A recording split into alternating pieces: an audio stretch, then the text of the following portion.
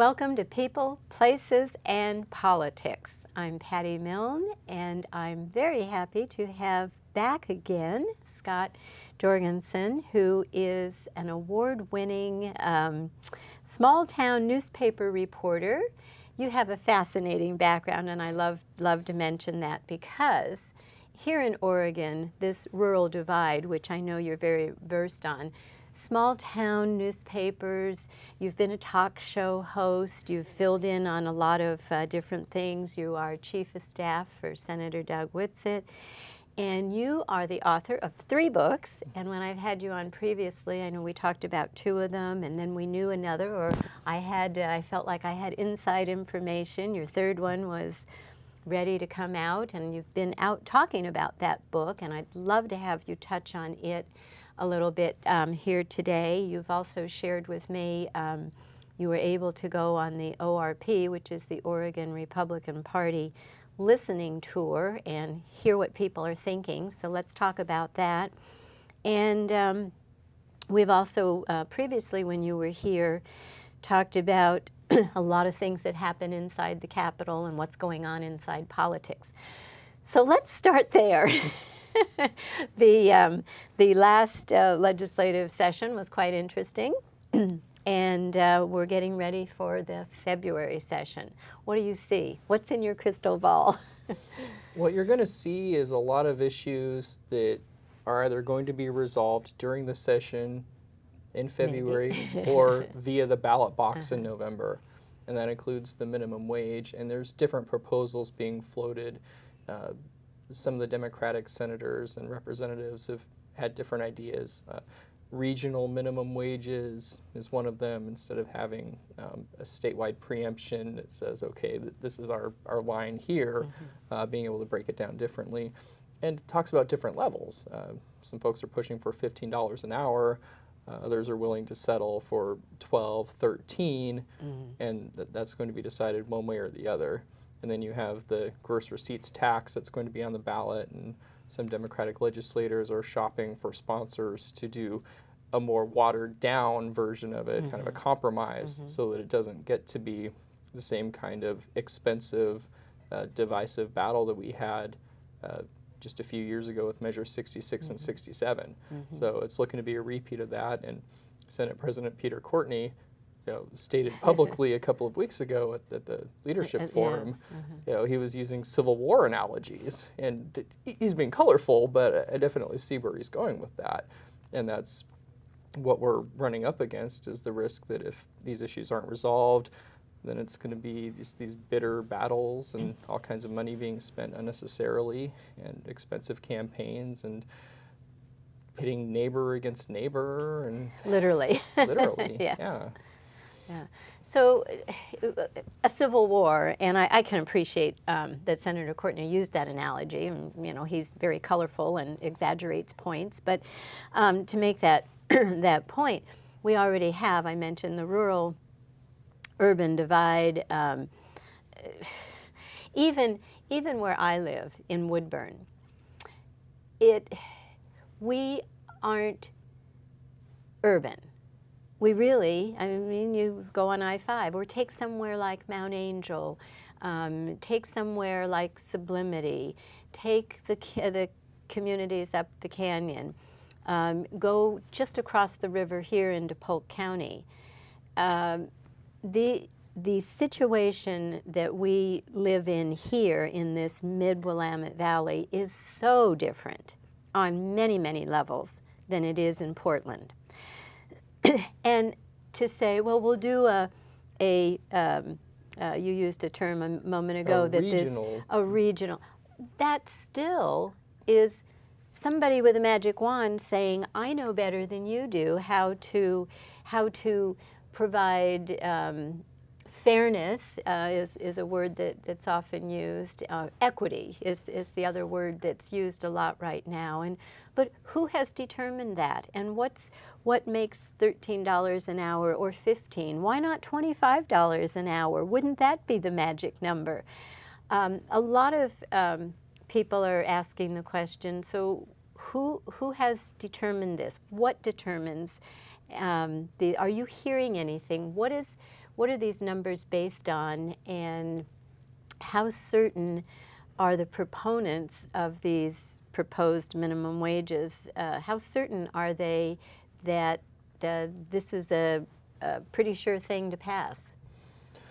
Well, I mean, obviously they do focus group testing and they do polling, and but they're fairly confident that they'll get something. And it's a difficult issue because at the end of the day, and I've been there, I've made minimum wage. I started off washing dishes. I've been a cashier. Most everybody does. Yeah, so I'm not unsympathetic. Yes. And it's really tough to tell somebody who's working 40 hours a week, who's barely making ends meet or not making their ends meet at all, that no, I don't think you deserve a raise. While the other folks are saying, oh, gee, well, I think you should get $15 an hour if that's what you want. We got an email a few months ago from this business owner in Grants Pass, and he said, are you guys aware that if you raise the minimum wage, my workers' comp rates are attached to that. My Social Security rates are attached to that. Nobody's talking about this. So we've tried to get some of that discussion going internally with some of the business groups, saying, why isn't this part of the discussion here? One of the other risks that you run is that youth employment is pretty low in Oregon as it is right now. If I were to wave a magic wand and have my way, I think you would almost need kind of a training wage or a paid internship wage, just something so that you get experience, so that you aren't pricing young people out of the labor market, which could be an unintended consequence of all of this. But I think that we do need to listen to our businesses, and there are some folks in that building who just don't. For whatever reason. And the argument gets framed as, oh, gee, these business owners, they're sitting on all this money and they don't feel like paying their people more. But I don't think there's this appreciation of the margins that businesses run on. Beyond a certain point, the numbers don't add up, and it's no longer feasible to stay in business, or you have to raise the cost of your goods. If you raise the minimum wage beyond a certain point, you make people ineligible for benefits. There's the benefits cliff issue, and that's not being discussed either. Hopefully, some of these aspects of this are discussed in the upcoming session.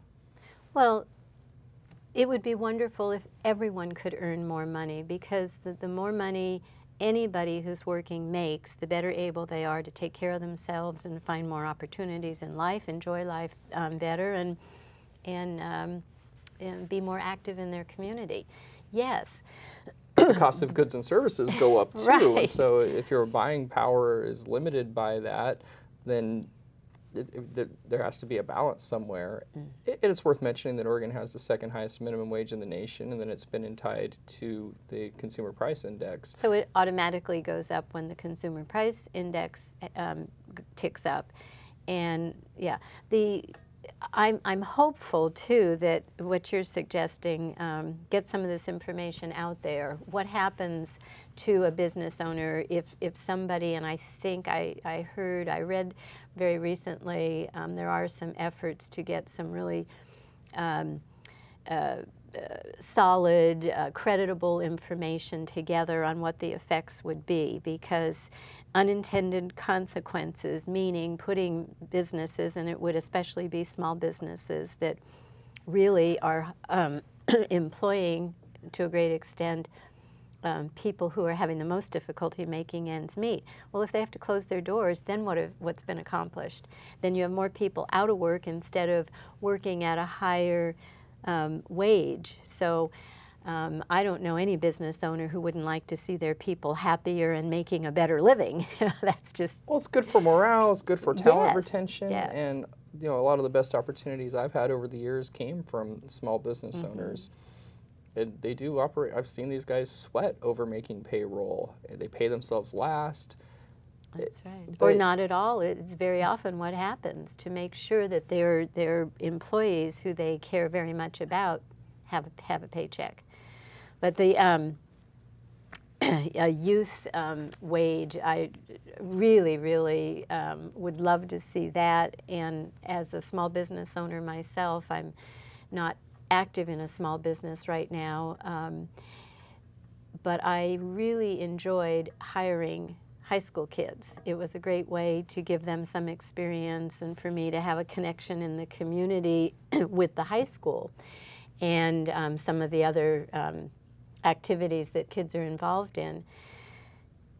So I can very, very readily appreciate the fear that a lot of business owners are having if there's a excessive, if you will, if there's a high minimum wage pushed through without any thought given to these unintended consequences, the insurance going up, the Social Security going up, and all the business costs that automatically go up, that increase the cost to do business.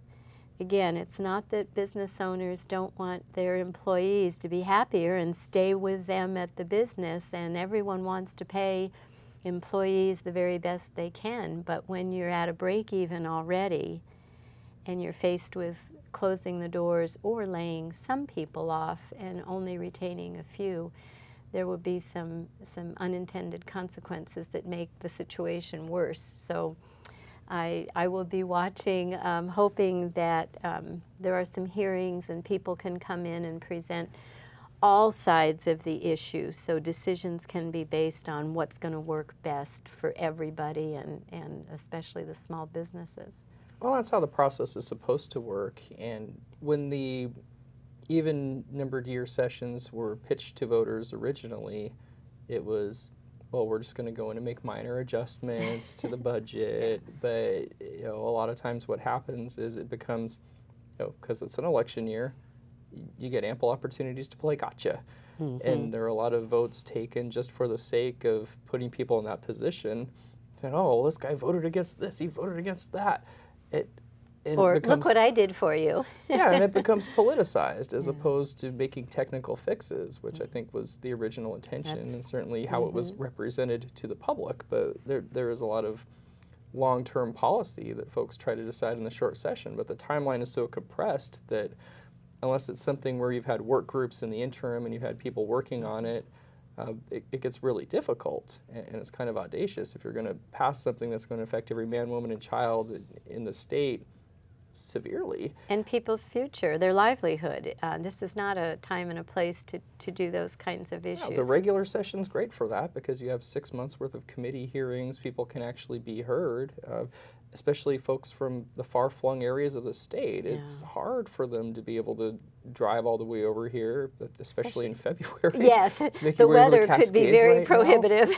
Yeah, just to maybe be heard or not be heard and then have to pay for parking once you get here, which is another issue.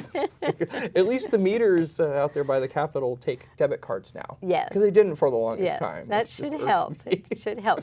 But I haven't been over there recently since these new meters are in, and hopefully the instructions are very clear and it's easy to understand which meter is your meter.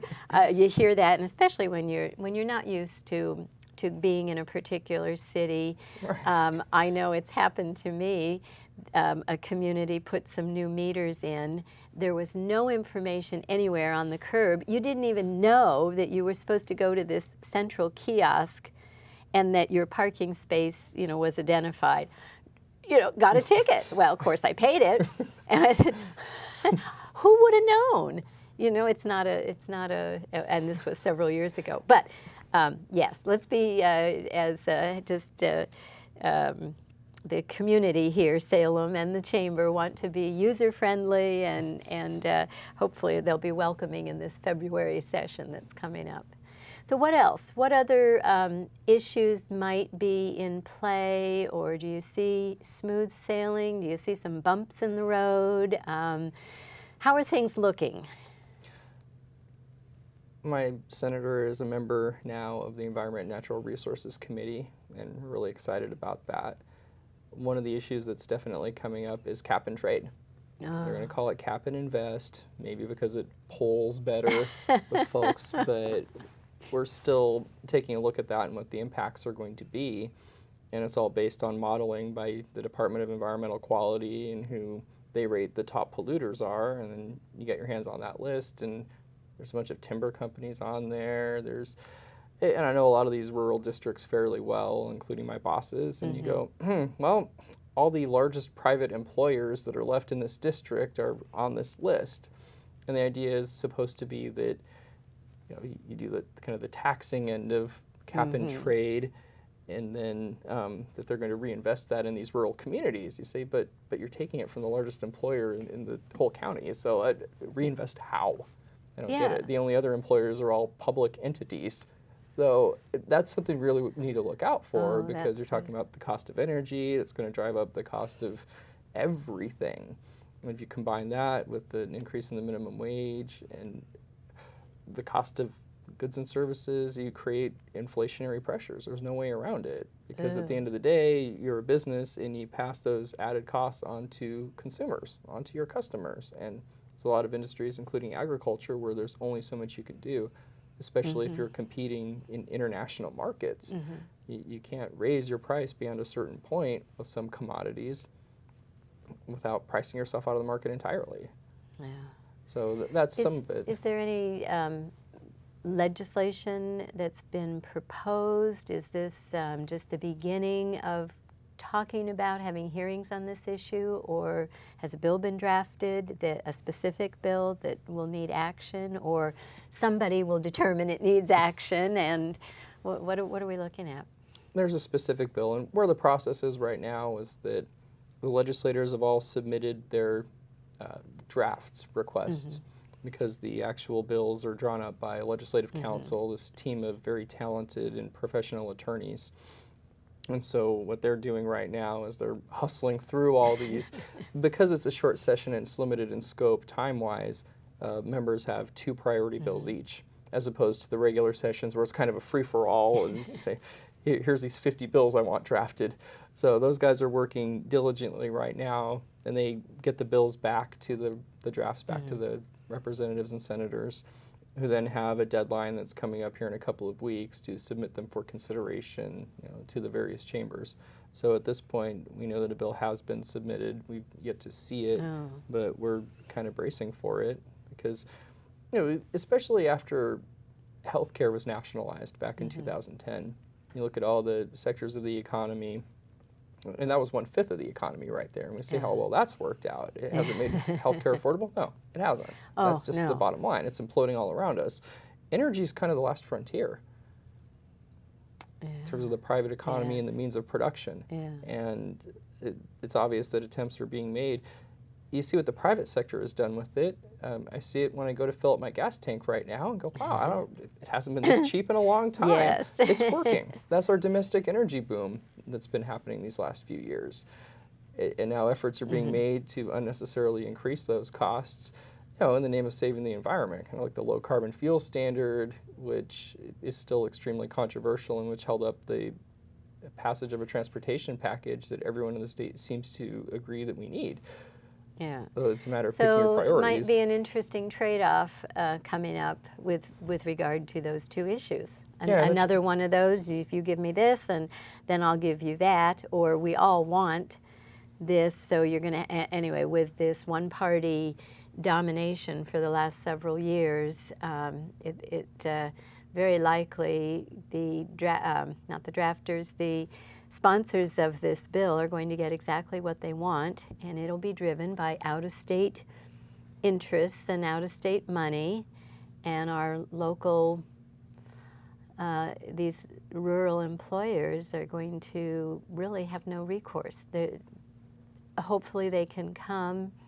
Again, it's a February session. It's hard to get away from your business these days because everybody's shorthanded. Minimal employees and people who know how to run the business while the boss is gone, so to speak. So hopefully there can be some input and information gathered as far as what the ramifications would be, and if there's an intent that something's going to be pushed through regardless, at least minimize the damage, and hopefully they will have an ear to some of the concerns. And that's where the public needs to be active in the process, and I cannot emphasize that enough. www.oregonlegislature.gov has all the information. It's extremely user-friendly. You can watch hearings as they happen. You can submit testimony. Folks need to be involved in the process, especially if they haven't been yet. what we found over the years, I mean, I work with a lot of the grassroots activists all over the state and have for a while. You have folks that are involved on the campaign side that only get involved, you know, every couple of years, but a lot of them aren't involved when it comes to the legislative sessions and call your senator, let these guys know how you feel, and vice versa. Folks that are only involved on the legislative side who sit out when it comes to the campaign side, and we need all the help we can get. And that's why I applaud groups like Oregon Citizens Lobby. You get really siloed in that building because, you know, even as a staffer, my primary duties are keeping track of what's coming up in my boss's committees and what's coming up on the Senate floor. It's not as bad during the February session, but during the regular session, you've got piles of bills on top of each other. And you know, you work 60 hours a week and you still can't keep on top of it. So that's why we need people to be involved to find these things and say, hey, have you heard about this bill? It's coming up. But until it's coming before committee or up for a Senate floor vote, it's over here in this other silo. Get involved, yes. And maybe not every bill is of interest to an individual, but there's something of interest to you, that's for certain. You know? Yeah, definitely. For certain. So, oh gosh, that's that's a little unnerving. Well, and there's other stuff we're trying to do positively. You mentioned earlier, right after the session and into the fall, the Oregon Republican Party did a statewide government accountability and transparency listening tour. And that was driven by a lot of what had happened. John Kitzhaber's resignation will be, the 1-year anniversary is coming up in February. Yes. You know, have we seen much different behavior? Well, no. No. There were some ethics reform measures that were passed, but a lot of it was kind of window dressing. Okay, so we defined First Lady in statute. We hadn't had to up until then. There'd been no legal definition for it, you know, in state statute. So they had to do that. They changed the makeup of the Government Ethics Commission and involved the legislature more in that process. Did a task force for public records processes that's making recommendations. That's fine, but there's a lot more that needs to be done. And we actually have some bills that we're working on. We made the news not too long ago where there was a scandal involving the Department of Energy and the Department of Revenue. And DHS, and scandal after scandal after Yeah, exactly. Scandal and after scandal. This all had to do with the Business Energy Tax Credit Program. And talk about that a little bit, yes. Well, because that business energy and all the taxing, very convoluted. So explain, if you can put it into layman's terms, what the problem is there and how can it be addressed? Cronyism and corruption, in the most simple terms possible. And in this case, the Department of Revenue was telling its auditors to stand down and to not examine it, and we had information brought to us by a whistleblower within the agencies telling us that this was happening and that the business energy tax credits were being kind of funneled to preferred entities, which was never the original intention of it at all. Nor should it be. Nor should it be. And that's part of why we saw what happened to the whistleblower who brought to everyone's attention, who leaked Kitzhaber's emails to the press, and the fact that he was being threatened with 3,000 charges of official misconduct. I said, you know, maybe we should provide some whistleblower protection. And Representative Newt Bueller from Bend had a bill that would have done that. I don't even think it got a hearing last session. Luckily, he's reintroducing it this session, and we need your help to apply the public pressure that we're going to need to get this thing passed. That's going to be important. Getting back to the Betsy thing, we did a newsletter today about one of our legislative concepts that we're working on that has to do with legal opinions, where agencies get legal opinions that are then they're bound by, except they're doing end runs around that, and then you ask them, okay, can I see this legal opinion? And say, well, no, it's none of your business. It's attorney-client privilege. Say, but you're a public entity, and the Department of Justice that provided that opinion for you is a public entity, and you're telling me it's none of my business? It's not the public's business, legislature's business, the press's business? That's outrageous. So we found that we can develop a simple legislative fix for that to Good. stop the abuse of the attorney-client privilege in these legal opinion processes. Representative Whitsit's working on a bill, and she had proposed during the 2015 session that has to do with setting up a procedure for grand jury, to where if there's suspected wrongdoing, there's a process, and you can present it to a grand jury. That didn't get anywhere last session. We're pushing for it again. And one of the other issues that we've seen, and you'll know and appreciate this because you've been there, this has to do with amendment transparency. Senator Alan Olson from Canby has been working on this for several sessions now, where say you have a bill that you sponsored, and the day before the hearing, there's an amended version of this bill, and you don't even recognize it. Yeah. Say, wait a minute, where did this come There from? was that little clause that connected it, to put it in layman's terms. There's a connection to the original bill, and sometimes very, very far-fetched. We call it the Gutton stuff. And you have, every bill has a relating to clause that's fairly narrow. Sometimes it's broad. If it's too broad, then somebody can basically hijack your bill and sometimes put you in the position of having to vote against your own bill, except it's not actually your bill. Because it's totally different. And you say, well, who's responsible for this? Who did this? You don't know. Yeah. You have no way of knowing. So that would require that amendment sponsors, be it a representative, be it a lobbyist, that there's some accountability. It says, well, here's the guy that hijacked your bill. So those are some of the things that we're working on and building the public pressure to make this happen, because I think people have lost a lot of faith in state government over the last year, and understandably so. You say, okay, well, what has changed since then? Not much. Based on the behavior that we're seeing from some of these agencies, yeah, not much. Well, people really do need to keep a close eye on this February session and really, really watch your representative and your senator and some of these statewide officials, because there is an election coming up in November.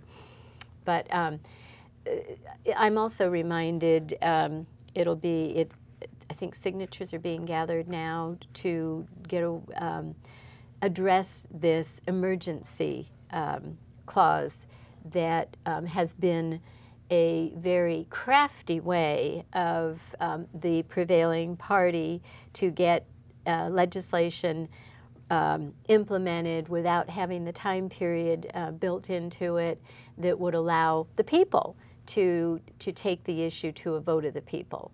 Are you hearing any updates on that, how that's going? I don't know, people are working on that. And this is one of those issues that my boss, the senator, has been talking about for a long time, the abuse of the emergency clause. Oregon was a pioneer in many respects when it came to direct democracy coming out of the progressive era. That was one of the hallmarks of that, you have the ability to petition for a redress of grievances. A great example of that was what ended up being Measure 88, where the legislature passes a law, in this case, one that would have given driving privileges to undocumented persons. The people thought it was awful. They gathered signatures, they challenged it, and they won. Yeah. We're running out of time here, so I'm going to have to cut you off. Obviously, you need to come back, and you can give us an update on the February session or any of your other endeavors here. So thank you so much, Scott Jorgensen, for coming and visiting with People, Places, and Politics. Thank you for having me.